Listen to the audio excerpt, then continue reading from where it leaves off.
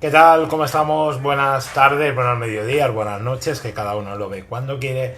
Y volvemos al rincón secreto, a la trastienda del Olympic, en la que desde finales de verano estamos haciendo diferentes directos. En realidad son vídeos grabados de una forma que os permiten interactuar si alguno lo pilla en el momento y pues si no, pues ahí quedan grabados y podemos ir actualizando a nivel de blog. Queríamos hablar en el día de hoy a nivel de suplementación deportiva. Hemos hecho varios vídeos respecto a entrenamiento de fuerza, sobre todo entrenamiento de fuerza orientado a la hipertrofia, e incluso esto puede enlazar bastante bien con el tema o con lo que hablábamos respecto a suplementación deportiva, ayudas ergogénicas, como lo queréis llamar. Vamos a revisar algunos mitos, vamos a ver hasta qué punto son mitos, vamos a ver hasta qué punto no lo son, por supuesto, e intentaremos que de duración pues vaya como siempre, 12-15 minutos, no alargarnos mucho más. Sí que, en primer lugar, reconocer que es normal que se generen mitos, que se generen ciertas cuestiones enfocadas a vender, enfocadas al sobreuso de suplementación deportiva. Básicamente por una cuestión muy obvia que no descubrimos nada, que es el negocio y el beneficio económico que se tiene con el mismo. O sea, ahora estábamos viendo datos, eran 37.000 millones de euros de mercado en Estados Unidos, que es una auténtica barbaridad. Salía estadísticamente el 3% del Producto Interior Bruto de España solo en venta de suplementación deportiva en Estados Unidos, con lo cual hace que esta venta genere un beneficio rápido, un beneficio cómodo. Yo lo comento muchas veces, igual seguramente para dar una clase de ciclo, pues, o por dar una clase de ciclo se cobran 15, 17 euros, a veces asegurado incluso menos, y tienes que tener una preparación, preparas una música, te tienes que desplazar, te pegas una sudada, una paliza importante y luego vendes un batido de proteína de suero con un 40% de margen, que es lo más normal del mundo, y estar ganando 20, incluso algo más, 20 euros me refiero por supuesto, en cuanto a la venta de suplementos. Claro, estamos diciendo que ganan más dinero por vender un bote de proteína, que es coger un bote y darlo, bueno, pedirlo al distribuidor, pedirlo a la web, que preparando una clase, digo ciclo indoor por poner un ejemplo, podría ser de cualquier tipo de actividad colectiva. Por lo tanto, es normal que la gente quiera vender suplementación y que nos ofrezca suplementación para todo. ¿Quiere decir que igual esto es excesivo? ¿Quiere decir que igual no sirve? ¿O quiere decir igual que nos la estén colando? Pues tampoco, tampoco, porque aunque es cierto que una dieta equilibrada, etcétera, evitaría en muchos casos la necesidad de ciertos suplementos, totalmente de acuerdo, pues vamos a ver casos en los que esta no se produce, tanto por los hábitos personales del usuario. Si yo, por ejemplo, en 41 años no voy a coger y no me voy a cocinar en casa la noche anterior o la mañana anterior para ir con los tuppers con la comida, no lo voy a hacer. Entonces, en este caso, ¿qué es mejor? Tomar a media mañana un batido de proteína, tomar una barrita, que también es muy discutible en este caso, o ir al bar y acabar merendando según qué. Pues obviamente es una alternativa más saludable. Podemos encontrar casos, por ejemplo, en el de la proteína, en el que las necesidades diarias van a ser van a ser relativamente elevadas. Por ejemplo, hablábamos el otro día en gente que realiza un entrenamiento orientado a la hipertrofia, de una necesidad que puede llegar a ser de 2,4 gramos de proteína por kilo de peso corporal. Eso es bastante. Incluso en dietas de control de peso podríamos llegar incluso a 3. Incluso puede haber casos de resistencia o de una baja síntesis proteica. Por lo tanto, podemos encontrar situaciones en las cuales el consumo de proteína puede ser muy elevado y que tanto nosotros como nuestro cliente le cueste comer estas cantidades de carne. Porque estamos hablando de una persona de 90 kilos o de 100 kilos que tenga que realizar un control con una dieta proteinada, debería llegar a ingerir unas 1200 kilocalorías de proteína, en un porcentaje bastante elevado, ¿no? Poniendo como un tope. En este caso, 1200 calorías de proteína, pues igual nos estamos yendo tranquilamente a algo más de 1 kilo de un alimento rico, ¿no? Esto ya lo hemos comentado alguna vez. Los alimentos ricos en proteína van a tener un 20, un 21, 22% máximo de proteína por 100 gramos. Sin embargo, a nivel de hidratos de carbono, el pan, el cereal, no es un 100% hidrato de carbono, pero puede ser tranquilamente un 70, un 80, un 85% sin ningún problema. Es prácticamente al 100%. Eso por un lado. Por lo tanto, querrá decir que sí que hay situaciones en las que es necesaria la suplementación y en la que es beneficiosa. Otra cosa es que algunos de estos suplementos se hayan vendido como muy beneficiosos, se hayan vendido como imprescindibles y tal vez no lo sean tanto, ¿no?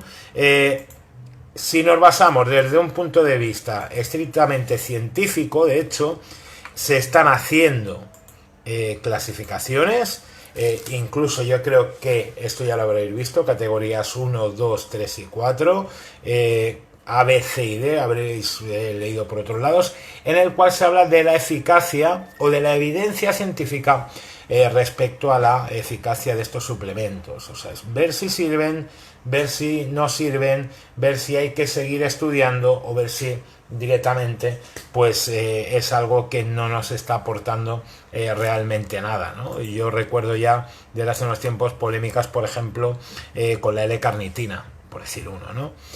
Por ejemplo, ¿qué podemos hablar? Pues según tipos de suplementos nos vamos a ir, creo yo, a los que están considerados como eficaces y contrastados como eficaces.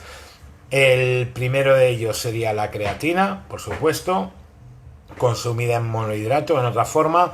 Creatina sí, creatina para entrenamiento de fuerza sí, incluso relacionado en algunos aspectos de ultrarresistencia. Y por supuesto proteína en estas situaciones o en estos momentos en las que por el motivo que sea se necesite un aporte extra de este macronutriente, ¿vale? Esto por ahí. En cuanto a entrenamiento de fuerza, sí que vamos a hablar de aminoácidos esenciales, también cierta importancia, y en ciertos momentos, en ciertas etapas del entrenamiento del HMB, del hidroximetilburato. ¿Funciona? Sí que es verdad que al menos un servidor ha visto bastantes resultados contradictorios con el HMB. Gente que dice que sirve, gente que dice que no sirve, gente que dice que es discutible. También habría que ver la situación de la persona. Por ejemplo, en niveles iniciales o intermedios da mejor resultado, pero sí existe evidencia científica relativamente clara de que el HMB funciona. Entonces diríamos, creatina, por supuestísimo, creatina en su día. Se comentaba que podría considerarse doping. En este caso, al no suponer un riesgo para la salud, no ha entrado en ninguna lista de dopaje. La proteína en estas situaciones que hemos comentado, de necesidad de un mayor aporte proteico, cierto tipo de aminoácidos como los esenciales y en algunos casos el HMB. También en cuanto a entrenamiento, en cuanto a rendimiento, hemos hablado de cafeína, de las dosis de cafeína, las cuales pueden llegar a ser, por ejemplo, entrenamiento de CrossFit bastante elevadas. Podríamos hablar, por ejemplo, otros que no hemos dicho, la betalanina, o también incluso a nivel de rendimiento, a nivel de pruebas de esfuerzo, etcétera, bicarbonato sódico, los fosfatos y por supuesto hidratos, ¿no? Pero el tema de hidratos de carbono, en este caso, es bastante cómodo de ingerir y es muy difícil, salvo en ciertos momentos de necesidad de aumento de masa corporal, si es necesario suplementar con hidratos, teniendo la facilidad y la cantidad de alimentos ricos en hidratos de carbono que existen, ¿no? Actualmente, y no solo de baja calidad, podrían ser de calidad. Bien, esto en el primer grupo. En el segundo grupo, ¿qué podemos encontrar? Hombre, desde ATP, ácido fosfatídico, por ejemplo, como suplemento, o los aminoácidos ramificados. Hay bastantes indicios en este caso de que estos suplementos funcionan, no de una forma tan rotunda como por ejemplo la creatina, pero algo que podéis tomar. Por supuesto, en cuanto a nivel de rendimiento, hemos hablado antes de la cafeína y podríamos incluso abrir un tanto el abanico, aunque ya con algunos matices con los estimulantes, como por ejemplo podría ser la taurina. En realidad, la mayoría de quemadores de grasa que os vais a encontrar están basados en buena parte, si no al 100%, en tomar estimulantes. Si tú tomas estimulantes, entrenas más, te mueves más, trabajas más, por lo tanto aumenta tu gasto calórico.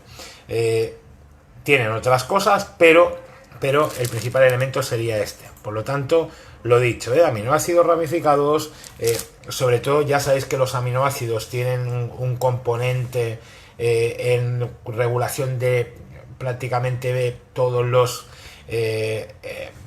procesos, lo diremos bien, perdonad, metabólicos que tiene el cuerpo en cuanto a masa muscular, ¿vale? Por lo tanto, en este caso los BCAAs que diríamos, ¿vale? Los tendríamos ahí. También podría entrar por último, perdón, antes de pasar a aquellos que están un poco más discutidos, la citrulina o la suplementación con malato de citrulina, algo que hemos tomado durante años como recuperador o en partes de compuestos recuperadores. ¿Sí?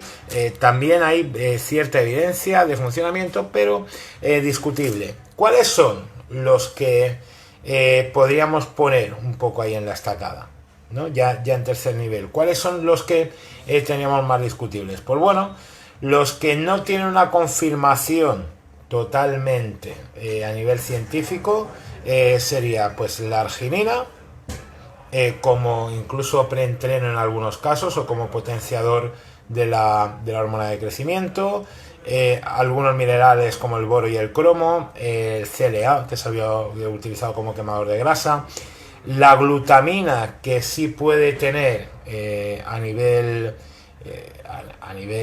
digestivo, etcétera, efecto, pero igual no como recuperador muscular. Y eso es una cosa, era tirar el dinero. Claro, lo que pasa, Eladio, perdonad, sobre todo los que ven en diferido, es que habrá que ver para qué nos sirve el aminoácido ramificado. Y sobre todo una de las cosas que se habían mitificado mucho es el tema este de la ventana anabólica, ¿no? Lo de esa hora donde tienes que tomar aminoácidos, tienes que tomar una cantidad de proteína, etcétera. Ramificados sí da efecto y además por donde tiran las evidencias es que en realidad da buen efecto como preentreno, o sea, tomado media hora o una hora antes de entrenar, ¿no? Esta ventana anabólica, lo he dicho, habría que abrirla. Podríamos hablar también de hemos hablado de glutamina, hemos hablado, por ejemplo, se me olvidaba, Tribulus terrestris, ¿no? Aquel famoso suplemento que durante años se tomaba o se ha tomado todavía a fecha de hoy como un potenciador natural de la testosterona, ¿no? Pues en este caso sí que está bastante en discusión. Por otro lado, podríamos hablar también a nivel de rendimiento, lo hemos comentado antes, perdonad, de la L-carnitina, muy discutible. Sí que es verdad que la carnitina tiene una función original de protector cardiovascular incluso. Sí que es verdad que puede haber ciertos estados carenciales, como hemos hablado antes. Antes hemos dicho, habría gente que puede tener problemas de síntesis proteica. Claro, puede haber estados carenciales o puede haber incluso gente que es lo que se está llamando non-responders, ¿vale? Que es este perfil de usuario, este perfil de sujeto que igual no tiene respuesta o no tiene adaptación a un protocolo realizado con una orientación concreta y que con otras personas funciona, ¿vale? Cuidado esto el día que hablemos de control de peso, dicho sea de paso.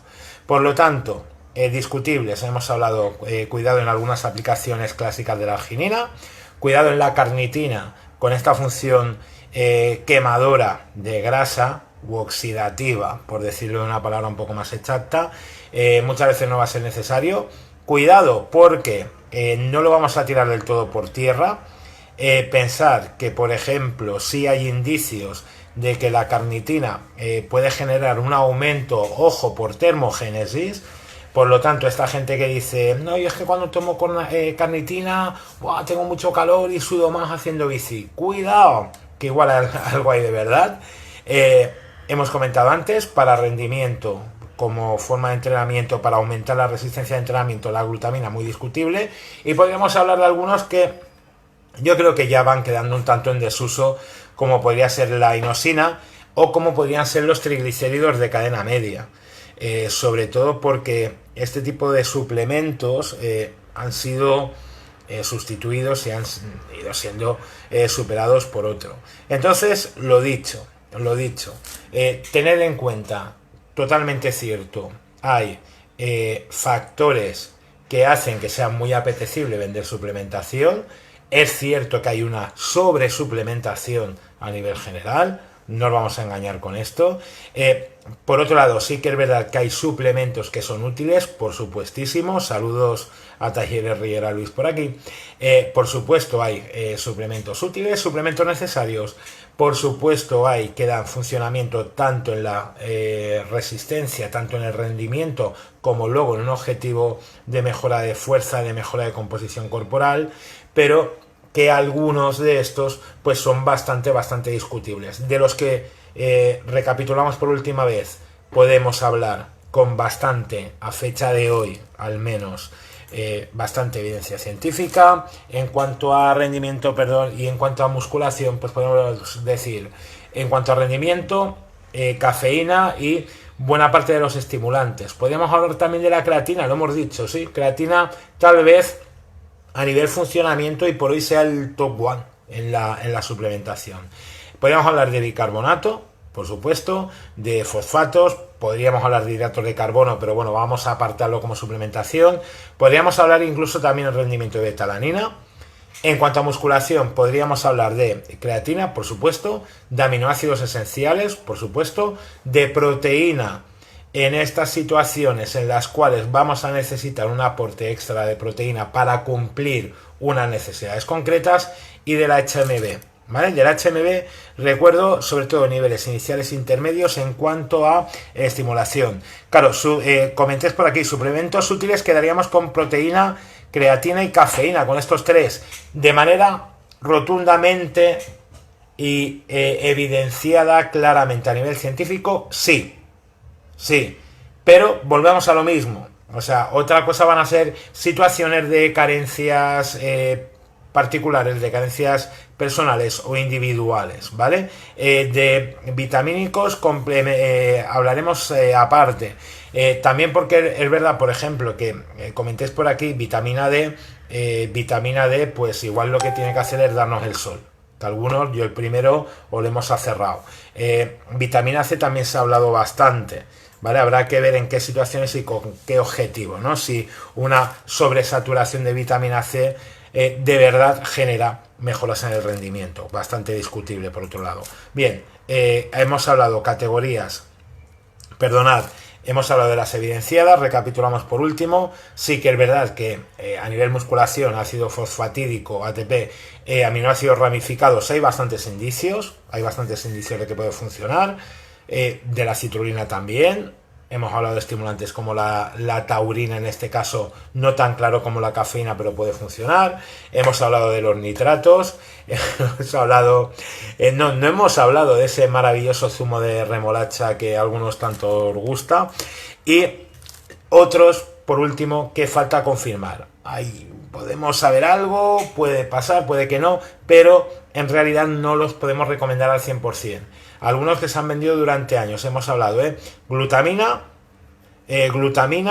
recordad que igual a nivel función estomacal y demás, sí, parece estar demostrado, pero con esa intención inicial de preservar masa muscular, de recuperación, de esfuerzos largos, todo esto, eso ya es más discutible.